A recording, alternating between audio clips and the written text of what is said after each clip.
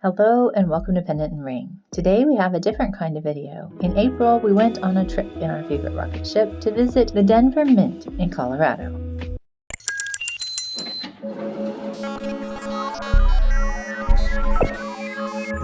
It was a lot of fun and we would love to share our experience with you. So get your popcorn, buckle up, and let's go. It was April, a little risky for a journey to the Rocky Mountains, and we did get rain, hail, and a severe weather warning. That was just like home. And then heavy wet snow, which was not at all like home. All the seasons were present and accounted for in our short visit. The Denver Mint is located in the Denver State Capitol complex. Parking meters line the streets. Everything was within walking distance of our metered parking spot. We parked between the Mint and the Denver Art Museum. Let's zoom in on the map a little. I'll show you where we parked. There. We had a sufficient little black sedan rental for the trip. It was a fine little car. A car. It did well in the snow. The thing is, you have to get a Mint tour ticket early, then come back at tour time. The tour tickets are first come, first serve, and there are limited spots on the tour. We picked up our ticket at about 9 o'clock in the morning and kicked it in the Capitol complex until our afternoon tour. During the wait, we went through the Mint gift shop.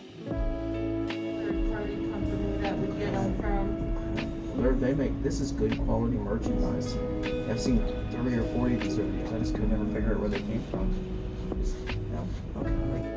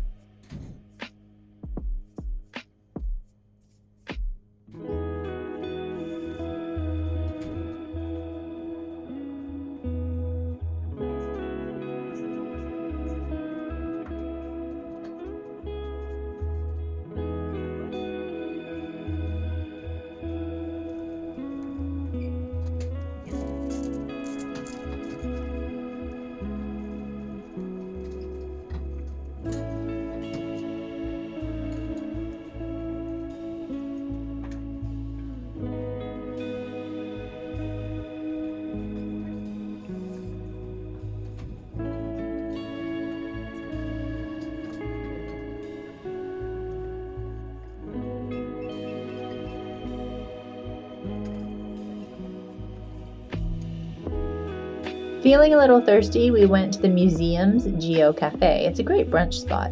We sat at bar stools and caught up with some work tasks. Charles had coffee, entirely satisfactory, and I had a sweet, blended cranberry orange lemonade drink. It was the daily special. It was good. From Geo, we ventured to the State Capitol building. On the way, we saw this guy, a statue remixed by Nathan Mabry called Dead Gift High, Descendant Equestrian, CIX. Mabry took inspiration from The Mountain Man by Frederick Remington, which is also outside in the area. Mabry used Native American mythology in his presentation to share another side of the same story. The Capitol is inspiring, the grounds are well kept, and the sculpture is good and in good shape. There was a surprise rally we did not know it was happening on the front steps. It was nice to see a peaceful assemblage, even if some of the ideas expressed contained the weight of potential violence. In the Capitol, the representatives and aides bustled from task to task, oblivious to the art and guilt that surrounds them every day. Even the doors are artful. There was also a field trip that day. After taking in the Capitol art, we shared our lunchtime with maybe 100 kids. I would guess 4th graders, all well behaved and happy to be out and about, eating their lunches and then playing at the park. Okay, so at 1:45, we are baking in the sun on the sidewalk in front of the Mint with our fellow tour takers. An officer of the United States Mint Police Force comes out and gives us a warm welcome and some instructions. In sum, he said, no bags of any size, no photography, no recording, place metal items in the box, and pass through the metal detectors. Once inside, wait for all tour goers to pass through. I love my job. I have years of experience in aiding the public. Yes, I am a real cop. He was great. He took some questions and we learned a little about the history of this special police force, a division of the U.S. Treasury Department. The museum also had an exhibit detailing early thefts, the methods the thieves used, and the way they were caught.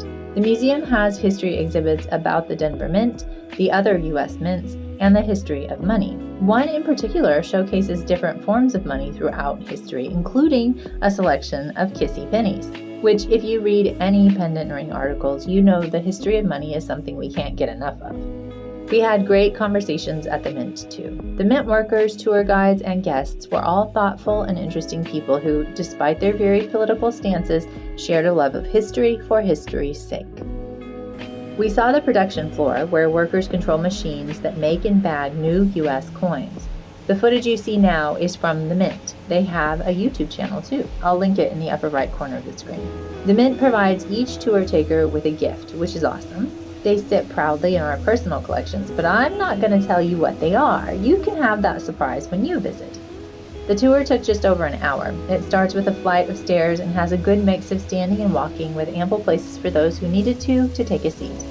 There are also lulls in the tour that encourage socializing. Charles had great conversations about pendant and ring, coin pendants, and history. I had a great conversation about investments and taxes, which sounds unlikely, but when you talk with a group of people who know what they are talking about, anything can be interesting, even inheritance, investment, and capital gains taxes. Near the end of the tour, the guide ushers us past the old vaults. Their construction and the old hallway's architectural embellishments are detailed and stunning and appear to be faithfully restored. We made great connections during that short tour and can't wait to see the other U.S. mints. Thank you for joining us today. Like, sub, and click the bell to get more history and coin treasure videos in your feed. We'll see you next time on Pendant and Ring.